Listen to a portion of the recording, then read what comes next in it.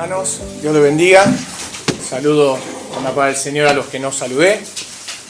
Y feliz día al Padre a todos los que son padres. Hoy, si Dios lo permite, hoy vamos a terminar lo que empezamos ya hace varios domingos, que era una serie de predicación que tenía que ver con qué es la iglesia. Nosotros entendíamos que uno de los puntos más importantes para toda iglesia es entender cuál es el propósito que Dios tiene para cada uno de nosotros como iglesia. Entonces decidimos hacer una serie de predicaciones tocando varios puntos de lo que la Biblia nos enseña de lo que es una iglesia.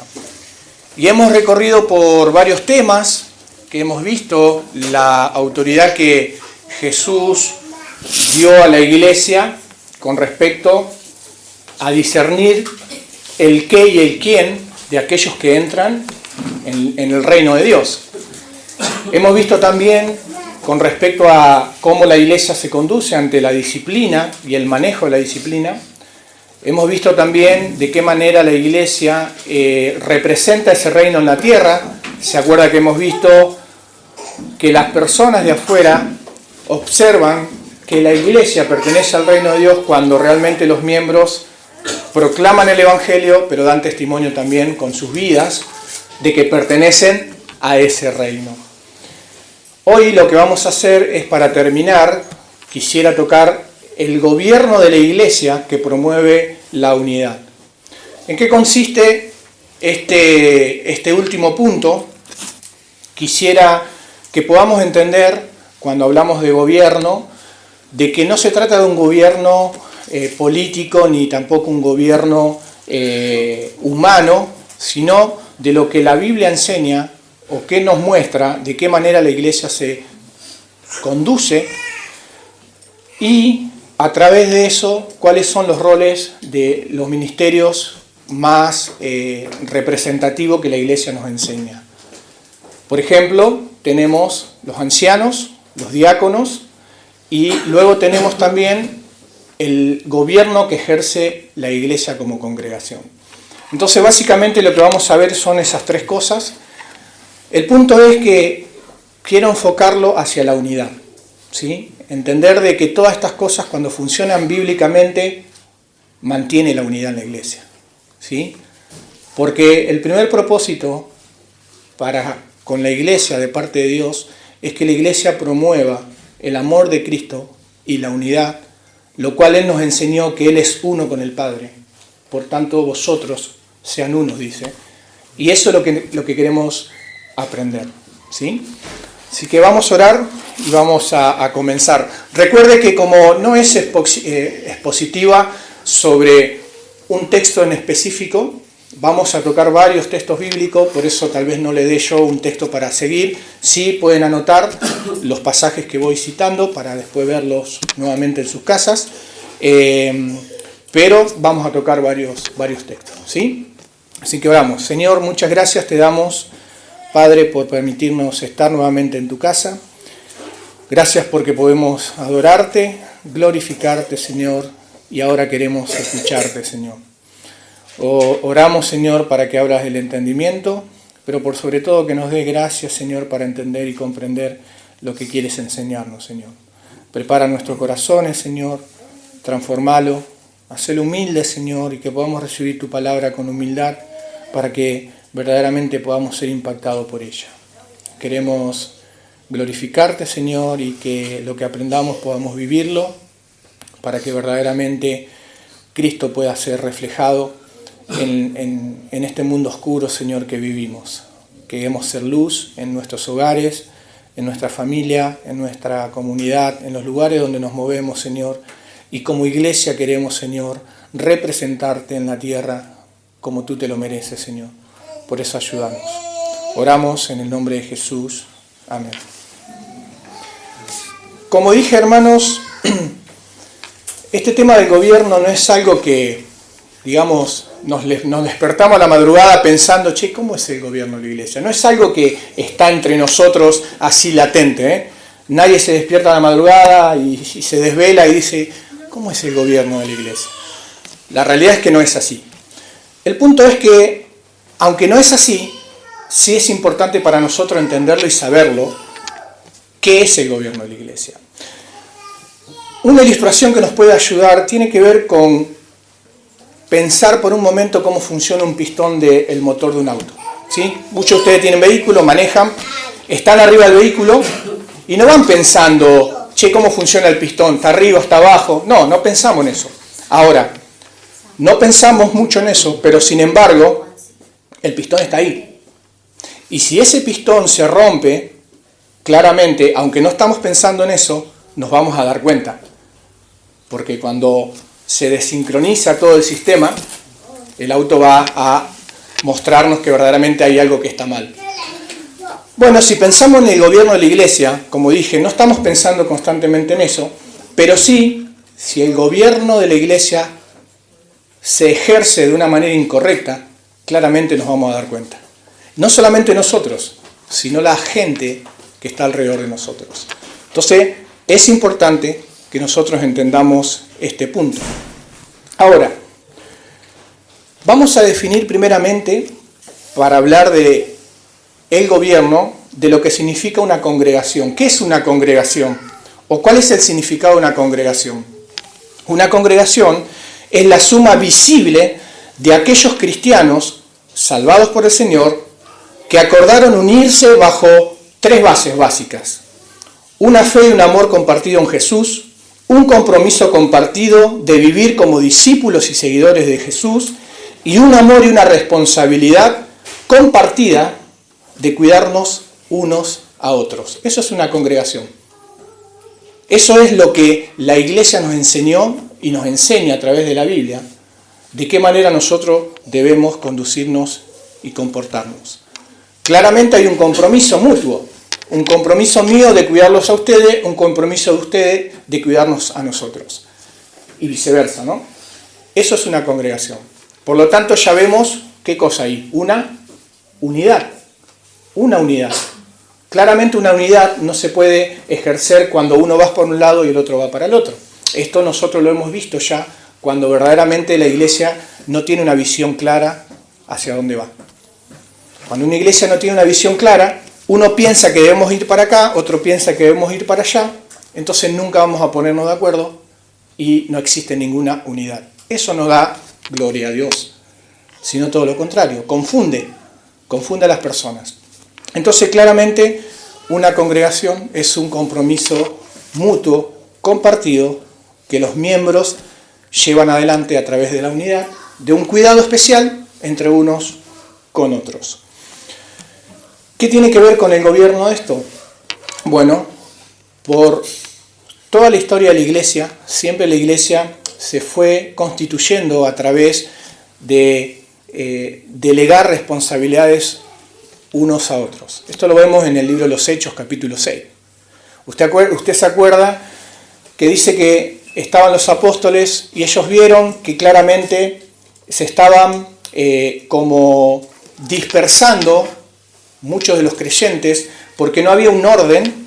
Por lo tanto, los apóstoles decidieron de que ellos se iban a ocupar de la palabra y la oración, pero a la vez dice que llamaron a personas idóneas y los pusieron a ministrar, en ese caso a las viudas, a los huérfanos, en el sentido de darle de comer. ¿Por qué? Porque era para los apóstoles ocuparse de eso era como algo despreciable. No, sino porque ellos entendían que debía haber diferentes responsabilidades para llevar a cabo una unidad. Por eso los apóstoles se encargan de la palabra y la oración, mientras que los diáconos que fueron levantados en ese lugar se ocupaban de las tareas de ayudar, ministrar, darle de comer a las viudas, y así sucesivamente empieza la iglesia a formarse, y ese es el patrón bíblico que hasta el día de hoy se establece en la actualidad. Entonces, cuando hablamos de gobierno, yo me gustaría que hoy nos vayamos no pensando como gobierno, como una cuestión de ejercer un dominio de autoridad o sobrepasar esa autoridad que el Señor nos da, para menospreciar, para oprimir. Esa no es la idea del gobierno que la Iglesia muestra, sino que la idea de gobierno es responsabilidades diferentes. Todos los miembros tienen una responsabilidad diferente y eso no lo hace ni más ni menos que otro. Nada más que Dios le da una autoridad diferente. Pero sí en sí hay un gobierno que dirige esa iglesia. Entonces, en ese sentido, nosotros entendemos que existe, por un lado, los ancianos. La iglesia determina que debe haber ancianos en las iglesias. Bueno, un anciano también se puede traducir como un obispo o un pastor. Exactamente lo mismo. Tienen las mismas responsabilidades, nada más que cambia el nombre. Entonces nosotros podemos decir un anciano, un pastor o un obispo. Estamos diciendo lo mismo y tienen la misma responsabilidad. Ahora, esos ancianos tienen una responsabilidad. Y esa responsabilidad lo vemos otra vez en Hechos 20, versículo 28, donde Pablo dice, los ancianos, ahí en Efesios, dice, mirad por vosotros y por todo el rebaño en que el Espíritu Santo os ha puesto por obispo, la misma palabra. ¿Para qué? Para apacentar la iglesia del Señor, la cual Él ganó por su propia sangre. Entonces vemos cómo el Señor pone, ¿sí?, a los ancianos con una responsabilidad ante Dios, con un fin. ¿Para qué? Para apacentar la iglesia del Señor, para pastorear la iglesia del Señor. Pero aclara, el cual Él, o sea Cristo, ganó con su propia sangre. Entonces, tenemos un anciano o un pastor o un obispo que está puesto por el Señor para apacentar la iglesia y a la vez ese anciano, ese pastor tiene que entender que esa iglesia o esos miembros no son de ellos, sino de Cristo. Entonces vemos ahí la autoridad. A Cristo, el pastor o el anciano, sobre la iglesia y la congregación. Entonces claramente vamos viendo cómo Dios va estableciendo los roles de cada ministerio dado por el Señor acá para apacentar a la iglesia del Señor. Y claramente, como dije recién, en el libro de los Hechos, los apóstoles ven la necesidad de poner personas a cargo. ¿Para qué? Para una mejor administración o para apacentar aún mejor a una iglesia o una congregación. Pedro capítulo 5, verso 2 y 5 también, él dice, apacentad la grey de Dios que está entre vosotros, cuidándolo de ella. Otra vez, hay un cuidado que viene de parte de los ancianos hacia la iglesia que es dada por Dios. Por eso yo quiero que entendamos que por encima de la autoridad que puede ejercer el anciano está la autoridad de Dios, la autoridad de Cristo. Y el anciano, pastor, obispo, a quien se pone como responsable de una congregación, tiene la responsabilidad y va a tener la gran responsabilidad de rendir cuenta ante Dios un día, porque se le va a pedir cuenta de cómo ejerció su gobierno sobre la iglesia. Entonces, este modelo de liderazgo que tiene la iglesia delega la autoridad a quienes están capacitados para ejercerlo y Dios encomienda estas enseñanzas a personas con características especiales. ¿Cuáles son las características si nosotros hoy tuviéramos que analizar para levantar un pastor o un anciano en este lugar? ¿Dónde iríamos nosotros a buscar en la Biblia un patrón bíblico para analizar a esa persona? Tito, capítulo 1, versos 6 y 9, nos enseña que para levantar una persona o las características que tiene que tener es esta: el que fuera irreprensible, marido de una sola mujer, que tengas hijos creyentes, que no estén acusados de disolución y rebeldía, porque es necesario que el obispo sea irreprensible como administrador de Dios. Y esa es la clave. ¿Por qué está puesto ahí? Como un administrador, no está como dueño. O sea, no puede ejercer un dominio sobre la grey, sino que tiene una responsabilidad de ministrar a la iglesia con la autoridad que Dios le da, pero bíblicamente con todas estas características. Entonces, nosotros, como iglesia, y acá hago una aclaración porque creo que todos entendemos o vamos a entender lo que quiero decir. Hay muchos lugares donde claramente se levantan personas sin pasar estos filtros y se le pone delante de la responsabilidad de Dios primeramente, pero delante de una iglesia, a ejercer una autoridad, lo cual Dios nunca se la dio. Y eso es tremendo, hermano. Y usted sabe lo que pasa cuando una persona que no es llamada o no pasa este filtro es puesta delante de una congregación. Es terrible. Diríamos, es como un mono con navaja. Entonces esto es muy importante que nosotros entendamos. No cualquiera puede decir, me gusta esta persona, tiene, no sé, talento. Bueno, vamos a ponerlo como un pastor o como anciano, porque no hay otro. Tenemos que poner uno, no hay otro. Mira, hermano, si no hay otro, no debemos poner a nadie. Debemos seguir así y seguir orando para que el Señor levante personas. Porque poner una persona que no tiene esta característica es terrible. Es terrible. Poner una persona en esta condición puede quedar o puede anular todo lo que nosotros veníamos viendo con respecto a lo que representa la iglesia en la comunidad o en la tierra. Cristo queda mal visto, la gente piensa mal de la iglesia, claramente nadie se va a acercar a venir a congregar acá. ¿Por qué? Porque claramente esto se ve, porque se ejerce mal la autoridad. Y de hecho es una autoridad que Dios no la está aprobando. Entonces, como primero, para entender, el gobierno que ejerce sobre la iglesia es un gobierno dado por Dios. La autoridad que Dios le da a las personas para ser levantada como para ocupar este ministerio son personas que deben pasar este filtro, deben ser probadas primeramente. Por eso, a un pastor no lo pueden levantar cualquier persona. La iglesia, y ya vamos a llegar a eso, la iglesia también tiene la responsabilidad de permitir esto. Si la iglesia permite esto, fuera de este concepto, la iglesia es responsable. Ustedes son responsables, hermano. Si ustedes aprueban que una persona que no pase este filtro sea puesto delante de ustedes, ustedes serán responsables delante de Dios. Y eso lo vamos a ver ahora más adelante, cuál es el rol de la congregación con respecto a esta autoridad. Entonces esto es muy serio.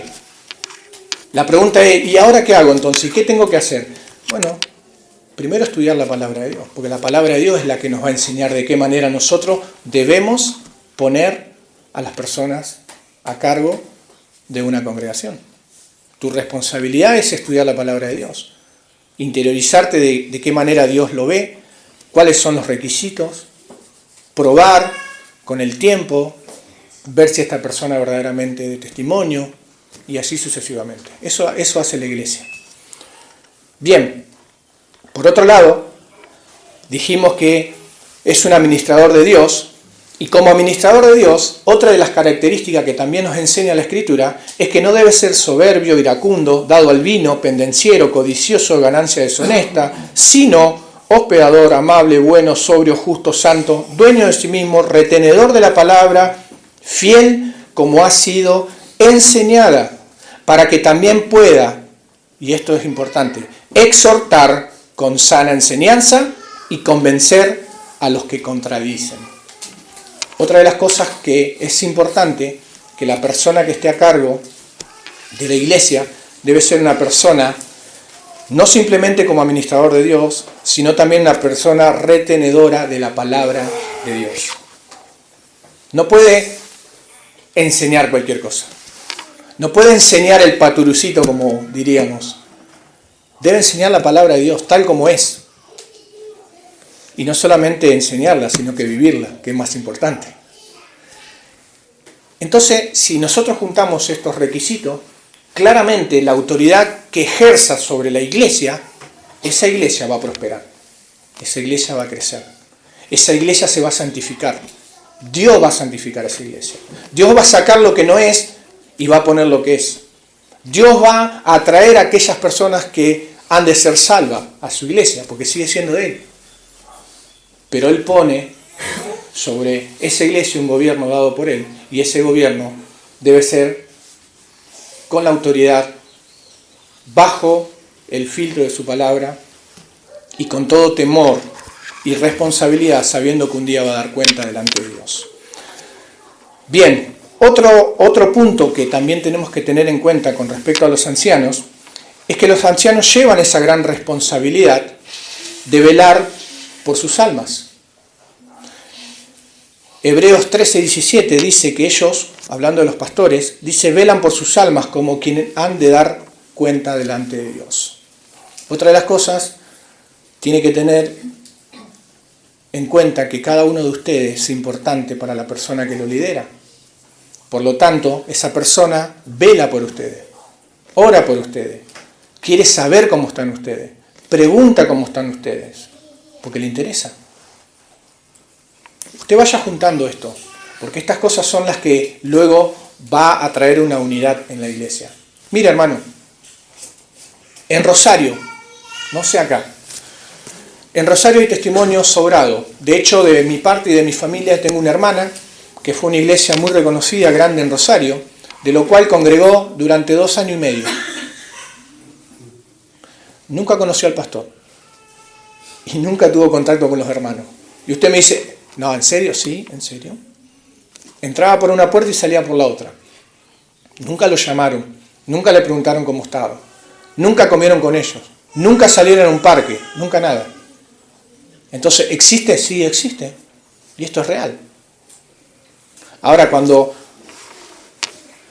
se ejerce el gobierno dado por Dios correctamente, este anciano en este caso, él dice que vela por sus almas. Y el velar por sus almas es estar preocupado por ustedes, es pensar en ustedes, es ver qué necesitan ustedes. Y eso genera en la congregación una unidad, una confianza.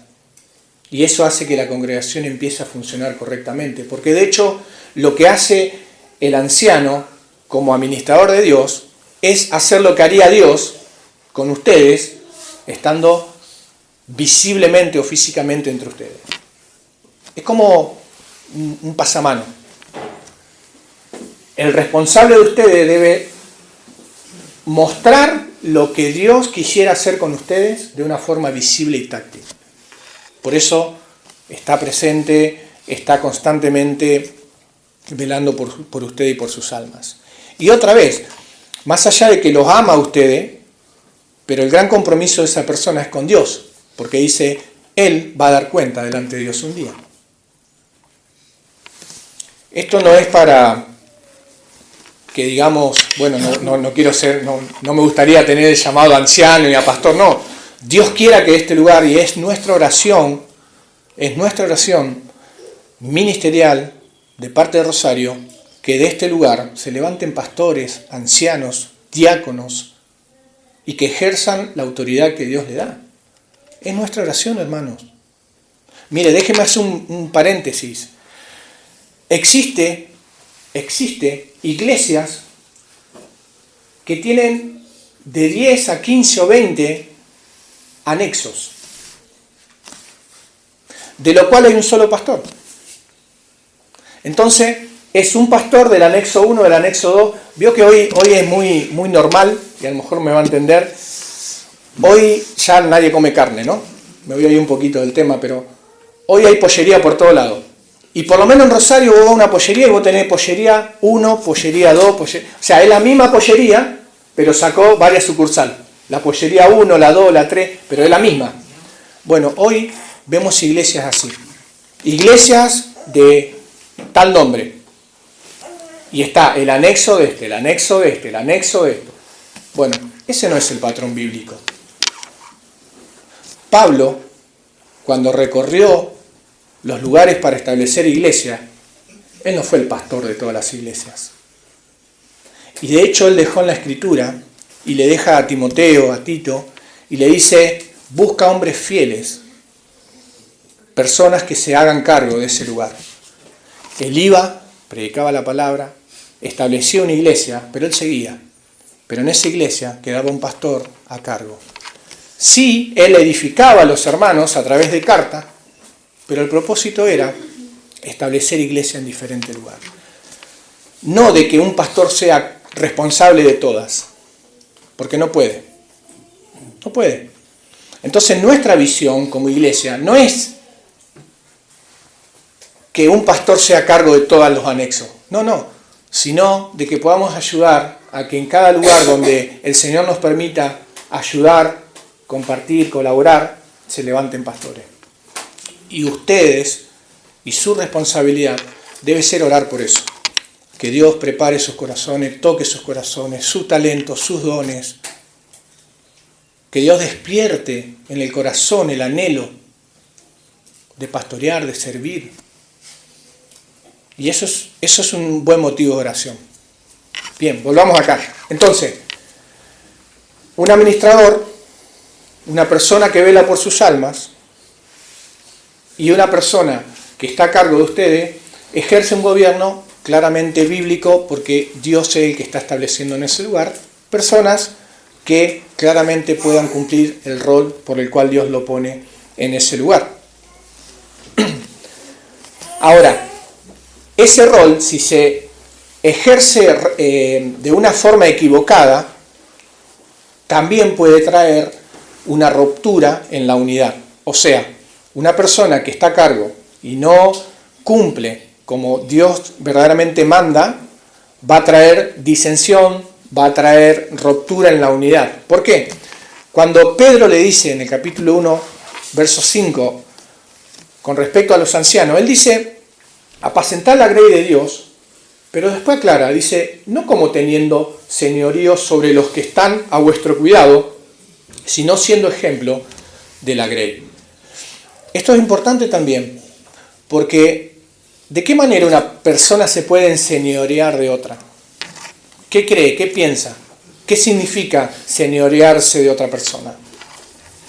Bueno, si yo, por ejemplo, lo agarro a Marcos y le digo, vos tenés que hacer esto, esto y esto y esto, yo me estoy enseñoreando de él. O sea, yo le estoy diciendo lo que él tiene que hacer. Bueno, nuestra responsabilidad y compromiso no es esa. Por eso, volviendo otra vez a lo primero que dijimos, la responsabilidad nuestra es esta. La Biblia dice esto, esto, esto y esto. Entonces, ahora la responsabilidad es de él, en este caso que lo tomé de ejemplo, de obedecer lo que nosotros le estamos diciendo. Pero cuando yo ejerzo una autoridad y obligo a las personas a hacer lo que yo pienso que tiene que hacer, eso es enseñorearse. Y es exactamente lo que le está diciendo acá a Pedro. Dice, apacentar, pastorear la iglesia, pero no tengan señorío de ellos.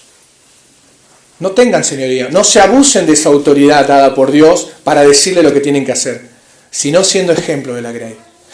Hebreos, cuando habla de los pastores, ¿acaso no dice imitar a los pastores cómo se conducen?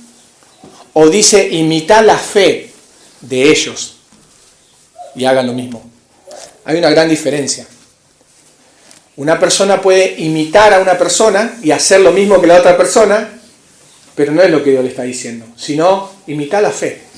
Fíjate cómo se conduce. Fíjate cómo actúa en medio de una situación, de un problema. ¿Qué es lo que hace? Cuando viene la prueba, cuando viene... Bueno, imita su fe. Imita su fe. Entonces, esos son los líderes a quien nosotros tenemos que imitar y seguir. Pero no a los que ejercen una mala autoridad en decirnos qué tenemos que hacer porque se nos ocurre. Entonces tampoco es el punto ejercer un gobierno en la iglesia abusando de ese. No, porque eso no es claramente lo que Dios quiere hacer con nosotros. Entonces, teniendo esta idea, muy básica de lo que un anciano ejerce sobre la autoridad de la iglesia, ¿cuál debería ser nuestra respuesta ante esto? ¿Qué deberíamos hacer nosotros como iglesia ante estas cosas? Bueno, Hebreos 13, verso 7 dice, acordaos de vuestros pastores que os hablaron la palabra de Dios. Si verdaderamente el anciano está ejerciendo bien su gobierno, la respuesta de la iglesia debe ser: acuérdense de la palabra que ellos nos hablaron. ¿Por qué? ¿Le hablamos palabra de nuestro corazón? No, hablamos la palabra de Dios. ¿Aconsejamos de nuestro corazón?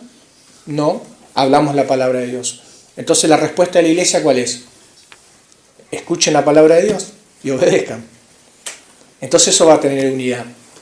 Y acá donde se empieza a fomentar y a formar esta unidad entre el liderazgo y la iglesia. Y así la iglesia funciona. Claramente funciona en unidad. Porque, ¿qué es lo que hace la diferencia entre el anciano y la congregación? La palabra de Dios. Este es el filtro, hermanos. Nosotros no debemos movernos de acá. Y cuando nos movemos de acá es cuando nosotros empezamos a ejercer nuestra autoridad humanamente. Y vamos a errar. Lo afirmo, vamos a errar, porque nosotros nunca le vamos a pegar. Pero cuando nosotros nos guiamos por la palabra de Dios, entonces claramente ahí podemos dirigir una congregación. No perfectamente, porque no somos perfectos, pero sí basado en las Escrituras, podemos guiar correctamente a la iglesia, y esa iglesia va a ser sana, santificada y va a crecer. Y eso es lo que nosotros queremos, que la iglesia crezca. Y otra vez, lo repito, que de acá se levanten pastores, ancianos, diáconos, maestros, maestras de escuelita, todo. Y oramos por eso. Entonces, el primer ministerio que la iglesia enseña son los ancianos, que pueden ser obispos o pastores. Ejercen un gobierno sobre la iglesia correctamente y bíblicamente, hace que se mantenga la unidad en la iglesia y esa iglesia va a prosperar. El segundo ministerio que aparece en la Biblia es el diaconado. Son los diáconos, que otra vez el ejemplo es Hechos 6, cuando esas personas se dedican a, pongámoslo así, sacarle trabajos a los pastores para que se encarguen los pastores de la oración y la palabra, y ellos se encargan de ministrar a las personas en necesidad. No lo hace ni más ni menos a ninguno de los dos. Los dos trabajan para el Señor y los dos están aplicando el gobierno y la autoridad que Dios le da. Ahora, la diferencia está entre la responsabilidad que tiene el anciano y la responsabilidad que tiene el diácono. ¿Sí? Y ahora lo vamos a ver. ¿Cuál es la idea de un diácono? ¿Cuál es la idea de un diácono? Hay una ilustración, que es una ilustración que muestra una palabra en griego, que es el que levanta polvo, o sea, el que levanta polvo. Esa es la idea del diácono. El correcamino. ¿Qué hace el correcamino cuando sale? Levanta polvo. ¿Sí? O el otro, ¿cómo se llama ese ratoncito rapidísimo que? Espiri González. Ahí está, no lo quería decir yo porque como era, medio viejito. Pero bueno, me lo dijo él. Espiri González. Bueno, ¿qué hace? Levanta polvo en la tierra. O sea, la idea del diácono es que está atento, pronto a resolver las cosas. Bueno, esa persona o ese diácono es el que trabaja unido al ministerio de los ancianos. Mientras los ancianos se ocupan de una cosa, los diáconos se ocupan de otra. ¿Sí? Lo que cambia, como dije acá, son los requisitos, porque para los ancianos, ¿sí?, a diferencia de los diáconos, dice que los diáconos primero pueden ser mujeres. Hay diaconisas, en diferentes iglesias hay diaconisas. Pero por otro lado, no se le exige a los ancianos que sean aptos para enseñar. Esa es la diferencia. El anciano debe ser apto para enseñar. O sea, debe conocer la palabra de Dios, debe estudiar la palabra de Dios y debe enseñar la palabra de Dios. En cambio, al diácono no se le exige eso. Ahora, tiene que conocer la palabra de Dios, se cae de obvio, pero no es un requisito para levantar un diácono. Ahora, ese diácono es el que vela también por la grey o por la iglesia. Ese diácono está atentamente a la necesidad física de las personas. Por ejemplo, en una congregación siempre está velando por las necesidades que tienen los hermanos. ¿Tiene para comer? ¿No tiene para comer? ¿Tiene esta necesidad física? ¿Tiene esta necesidad económica? Entonces, ¿qué hace? Se mueve, es pronto, es rápido, no se duerme en la jugada. Va, lo visita, le lleva ofrenda, alimento. Eso es lo que hace el diácono. Eso es lo que hace el diácono. ¿Qué es lo que muestra el libro de los Hechos? Cuando en el contexto judío era tremendo para las personas viudas alimentarse o sustentarse. Una persona viuda era digna de morirse abandonada, porque nada, o sea, no existía el plan trabajar, ni ¿cómo se llama esto? La asignación por hijo, ni nada. Si no tenía un esposo que la mantuviera, esa mujer se moría de hambre. En el mundo romano era así. Entonces la iglesia tenía que velar por ellos. Y ahí estaban los ancianos. Por eso los apóstoles dicen, no es bueno que nosotros nos ocupemos de ella, no porque no nos interese, sino que nosotros fuimos llamados por Dios a la palabra y a la oración. Pero buscar personas idóneas que se ocupen de eso. Y ahí estaban los diáconos. Y ellos velaban por ellos. Bueno, en la iglesia de hoy también debe ser así. Y claramente yo sé, hermanos, que hay personas que tienen un llamado y son más sensibles a las necesidades que otros. Eso no lo hace mejor a uno y peor que el otro, sino que son diferentes cosas, porque es la iglesia del Señor y Dios sabe quién está en su iglesia. Nada más es cuestión de tiempo para que se despierte esa persona y empiece a actuar. Y después, cuando eso se ejerce verdaderamente con esa autoridad que Dios le da, Dios pone en el corazón y Dios usa a esas personas. Y un día te golpean la puerta y viene el anciano y te dice, hermano, mira, Dios puso en mi corazón esto, toma. Y vos te largás a llorar porque decís, ¿cómo supo? No tenía para comer. Y Dios vino con alimento o con una ofrenda. Hermano, el Evangelio no se limita tan simplemente a estudiar la palabra, sino a vivirla. No se limita tan simplemente en sentarnos acá y estar ahora hablando y escuchando, no. Sino salir de acá y empezar también a velar por la salud espiritual y emocional de los hermanos.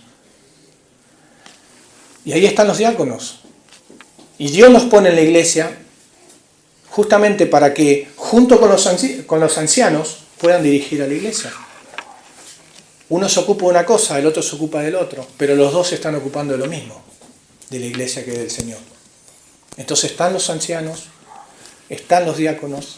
La pregunta es, ¿dónde entra ahora la congregación? Antes de empezar a hablar de la congregación, hermanos, quiero que entendamos algo muy, muy importante. Hay dos clases de gobiernos sencillos que podemos ver hoy en la actualidad. Existe el gobierno congregacionalista que dirige la congregación, toda la iglesia, en cierta manera. ¿Sí? La iglesia pone, saca, hace, deshace. Bueno, pero después existe el otro gobierno en la iglesia que hace todo el liderazgo. ¿Sí? No consulta a la iglesia directamente. Entonces vos no te sentís parte directamente de la iglesia. Vos, lo que le decía recién, ¿no? Entrar por una puerta y salir por la otra. Nunca tener contacto con nadie. Bueno, existen las dos clases de gobierno. ¿Por qué era importante que nosotros aprendamos esto hoy? Porque claramente no es ni una cosa ni la otra, sino la Biblia nos muestra un equilibrio, donde trabaja los ancianos por un lado, con los diáconos, pero también trabaja la congregación. Y juntos mantienen la unidad dentro de la iglesia. Esa es nuestra postura.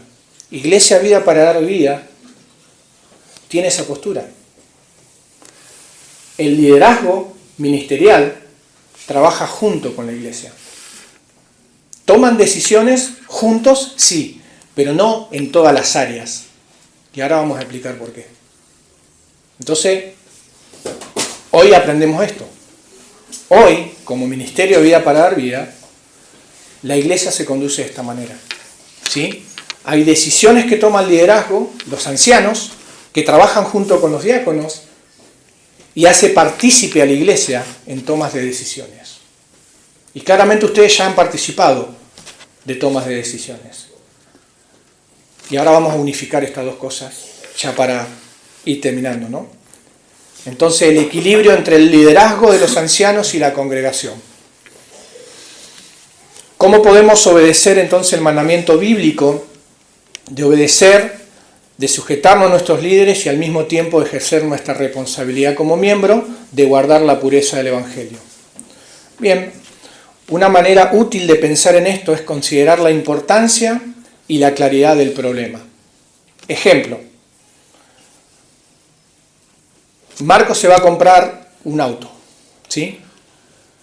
Y el auto es rojo. Bueno, vamos a hacer una reunión y vamos a decidir si el auto que se va a comprar tiene que ser rojo o azul. Bueno, eso no existe. No debería. No son las decisiones que la iglesia toma, ¿se entiende? Es un ejemplo medio, pero bueno, sirve. Ahora, resulta que hay un miembro en la iglesia problemático y hay que tomar una decisión. ¿Dónde vamos? Mateo capítulo, lo vimos la otra vez, 18. ¿Qué dice? Si un hermano peca, repréndelo, después anda con otro, y si ya no va y ya no escucha, ¿qué entra ahí? La iglesia. Y si ya no, directamente no quiere obedecer, ¿qué hace? La iglesia se reúne y ¿qué hace? Toma una decisión. Bueno, ahí vemos el equilibrio entre lo que está haciendo el liderazgo y lo que está haciendo la iglesia. Se unen, toman una decisión, es bíblica y Dios los respalda. Es sencillo, no es muy complicado. Por eso dije yo, hay lugares donde la congregación toma las decisiones. Entonces se juntan y dicen, no, Marcos se tiene que comprar un auto rojo y se terminó, si no lo sacamos de la membresía. Y por otro lado, existe el gobierno que lideran los líderes y directamente no participan en nada. No toman ninguna decisión en conjunto con la iglesia. Bueno, acá no. Acá nosotros queremos ser bíblicos. Y para ser bíblico tomamos decisiones bíblicas, de las cuales son problemas claramente de una iglesia, de una congregación como esta y toda congregación bíblica, ¿no? Entonces, ahí vemos el equilibrio, cómo la iglesia participa juntamente con el ministerio y toman decisiones. Acá es donde la congregación tiene el deber de intervenir como observador para preservar la integridad del mensaje del Evangelio. Por otra parte, ¿qué pasa si la congregación debería aprobar la recomendación de los ancianos de que un posible miembro sea admitido a la membresía? Este es otro ejemplo muy claro. Supongamos que hay personas que quieren... ¿Puedo tomar esta agua? ¿Sí? Supongamos que vamos a levantar un pastor, un anciano. Pero no pasa ningún filtro. A ustedes se le ocurre un día reunirse y decir, bueno, mirá, me cae bien Marcos. Y queremos levantarlo de pastor. Entonces ustedes se reúnen, ¿sí? Toman mate, qué sé yo, torta, ¿sí? Puede ser. Y deciden que Marcos va a ser pastor. Ya está. Lo aceptaron como un pastor. Bueno, no sería la forma adecuada esa. La forma adecuada sería de que el liderazgo pastoral, primeramente, tenga varias entrevistas con Marcos. Antes de que el pastorado tenga una entrevista con Marcos, la iglesia ya tuvo que haber tenido la responsabilidad de observar el qué y el quién. ¿Recuerdan? ¿Cómo lo observaban? Viendo su testimonio, verdaderamente con preguntas íntimas. ¿Qué conoce del Evangelio? ¿Qué es lo que pasó por su vida? ¿Cuál es su testimonio? Entonces después entra el ministerio pastoral con diferentes consejerías y así va trabajando la iglesia con el liderazgo hasta que en un momento se hace una reunión de miembros, no se lo invita a Marcos y se le presenta a la iglesia. vamos a orar para apartar a este hermano para el ministerio del pastorado. Y ahí empieza la iglesia a orar. Y mientras ora la iglesia, observa cómo se conduce, cuál es su testimonio.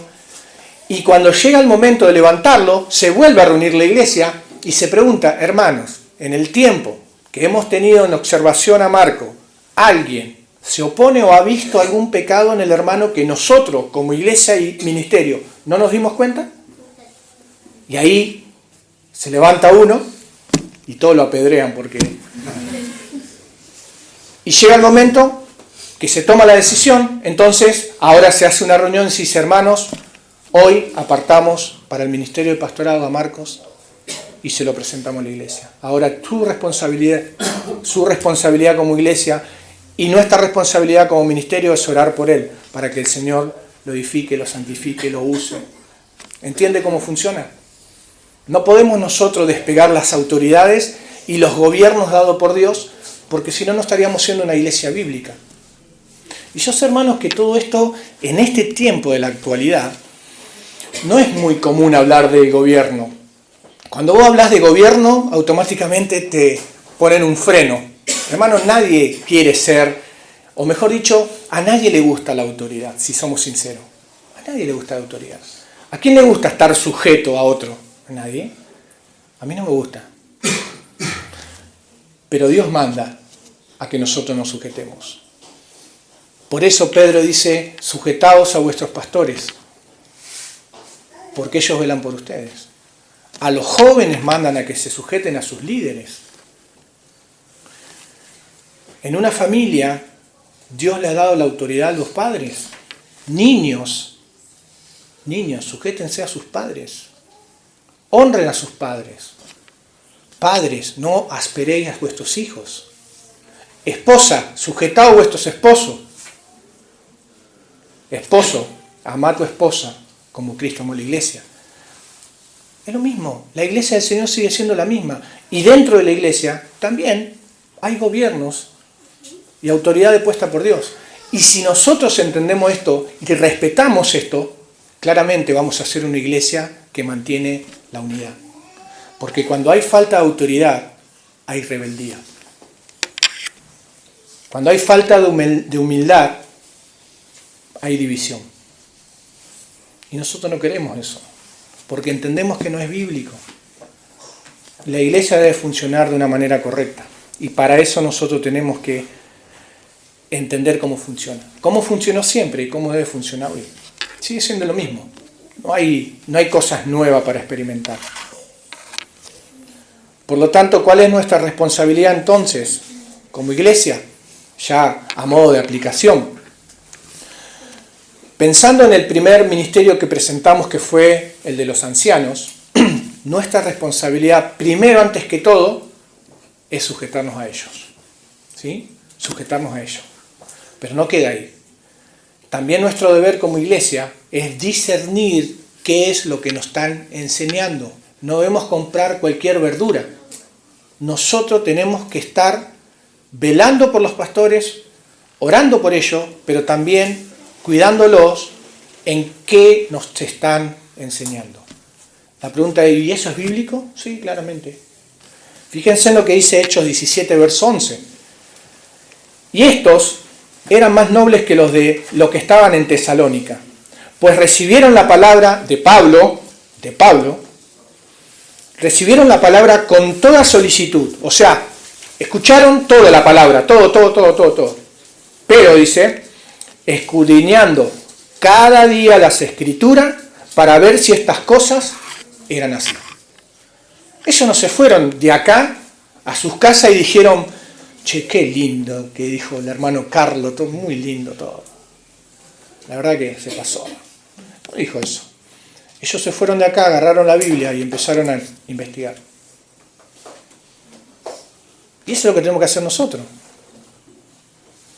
No nos podemos quedar con eso. Pero muchas veces es más fácil decir, no, si lo dijo el pastor. ¿No le pasó muchas veces? No, si lo dijo el pastor, debe ser así. No sé. Él estudia más que yo. No, hermanos, nosotros no debemos acostumbrarnos a eso. Ahora,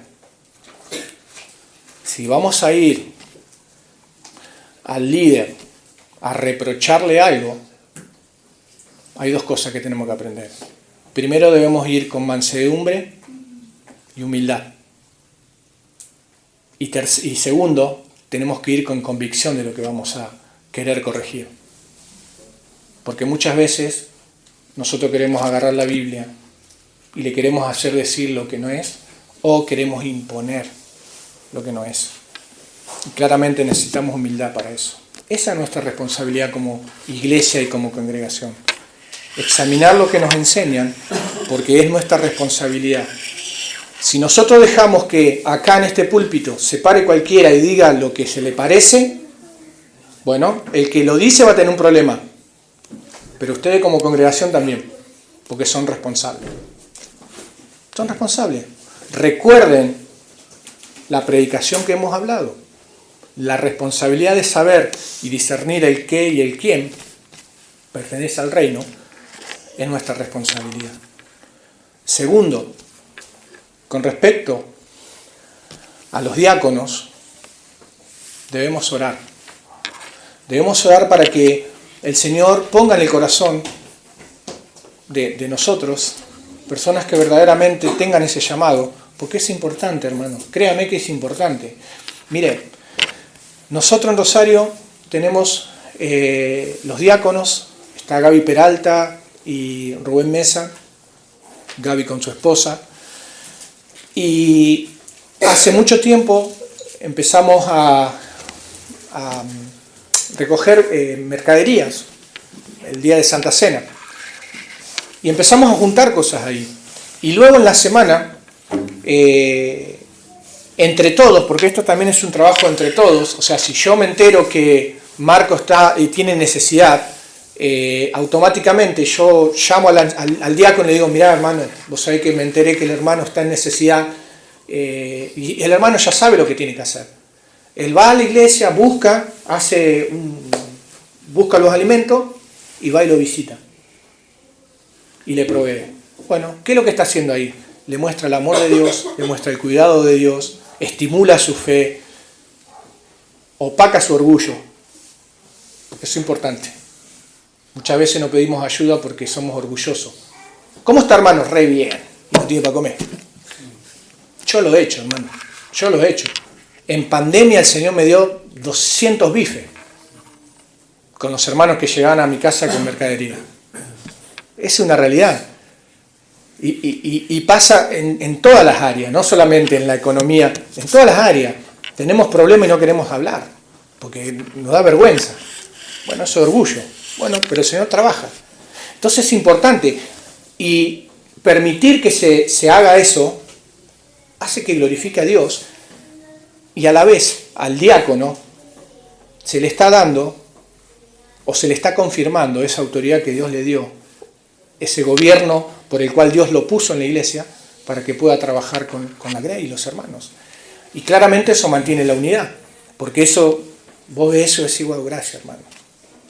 Gracias porque verdaderamente sé que fuiste vos, Dios, vos fuiste un instrumento, pero es Dios que sabe lo que yo estoy pasando.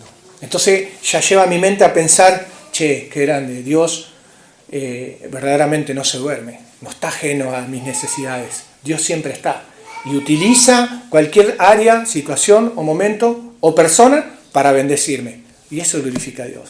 Y él después va y le comparte a Maxi, y Maxi estimula su fe, y Maxi le comparte, y así, y eso mantiene la unidad.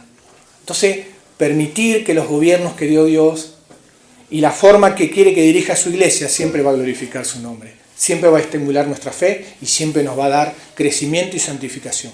Eso es la iglesia. Eso es la iglesia. Y debemos orar por eso. Debemos orar. Porque yo sé que de acá, y no estoy profetizando, ojo, pero yo sé que en la iglesia del Señor hay personas así. No todos son ojos, dice Pablo, no todos son pies. No todos somos llamados al pastorado, no todos somos llamados a la enseñanza. Si fuera así, ¿qué hacemos con todo lo otro? ¿Qué hacemos? ¿Lo dejamos aparte? No, hermano, todos somos importantes. Yo sé que cada uno tiene un don y un talento acá. El tema es ¿Cómo lo vamos a ejercer cuando Dios despierte? Y hoy estamos aprendiendo a usar eso. Ese es el gobierno de Dios que quiere en su iglesia, y de esa manera Él va a bendecir y verdaderamente va a mantener la unidad en la iglesia del Señor. Es su iglesia, no es nuestra. Entonces cuidémosla y dejemos que Él trabaje con nosotros y siga, porque voy a reconocer algo. Hay un cambio muy grande que Dios está haciendo acá. Y lo hemos visto, lo estamos viendo. Pero ¿sabe por qué?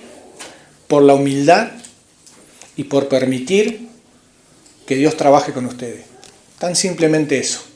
Dejar que Él trabaje con ustedes hace que después se refleje el cambio.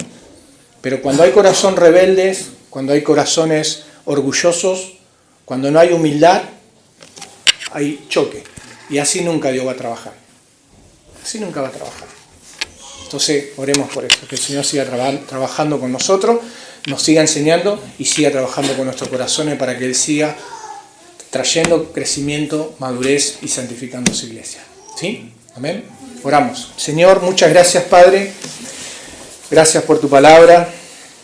Gracias nuevamente, Señor, porque verdaderamente nos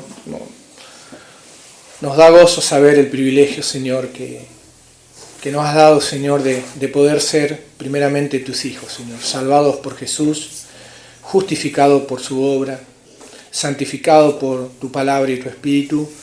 Y hoy, Padre, nos sigues trabajando, Señor, porque tenemos un corazón duro y rebelde, Señor, para con tu palabra, para con tu obra. Pero, Señor, sigue trabajando como lo estás haciendo. Y sigue trabajando con cada uno de nosotros, Señor, de la forma que vos creas necesaria. Padre, te damos gracias porque hemos aprendido a lo largo de esta serie qué es la iglesia, Señor. Y cuántas cosas, Señor, por corregir, pero también cuántas cosas que nos estás mostrando, que estás trabajando y cambiando con cada uno de nosotros, Dios. Sinceramente queremos glorificarte, queremos exaltar tu nombre, Señor. Queremos, Padre, expandir tu reino, Señor, hacia afuera, pero, Señor, primero empieza a trabajar desde adentro, Señor. Sigue trabajando, Señor. Sacá lo que no es, poné lo que ha de venir, Señor. Padre, ten misericordia de nosotros, Señor, y ayúdanos. Oramos, Señor, para que en este lugar sigas trabajando y levantando, Señor, ministerios, Señor, ancianos, Señor, diáconos. Padre, sigue, Padre, trabajando con tu palabra, que ella sea la que nos santifique, nos transforme, nos cambie, Señor. Padre, pon en nosotros, Señor, verdaderamente el peso en el corazón de seguir exaltando tu nombre, cuidando el Evangelio, Señor, entre nosotros. Padre, mantenernos atentos, Señor, con humildad, pero atentos, Señor, a discernir las cosas que no son correctas, Padre, en tu iglesia. Señor, danos el discernimiento y un corazón para que podamos nosotros recibir tu palabra, Señor. Y que cuando salgamos de acá podamos ser como hablábamos recién, como los de Berea, Señor. Que con una actitud humilde, Señor, y sincera podamos afirmar todo esto en nuestros corazones y darte gracias a vos, porque, Señor, somos parte de tu reino, de tu iglesia y del gobierno del cual vos nos permitís, Señor, dirigir a cada uno, Señor, de nosotros. Padre, bendecí, Señor, a cada uno de mis hermanos. Seguimos orando por aquellos que están enfermos. Oramos por Rosario y seguimos orando por un local. Seguimos orando, Señor, que abras puerta en otro lugar, Señor, si así es tu voluntad. Mientras tanto, sigue trabajando con nosotros, Señor. Oramos por los que hoy no pudieron venir, que vos bendiga sus vidas, Señor, y ayúdanos a seguir disfrutando, Señor, de este día que nos has regalado. Bendecí nuestro regreso, Señor, con mis hermanos y que podamos seguir glorificando tu nombre en lo que resta del día. Oramos en el nombre de Jesús. Amén.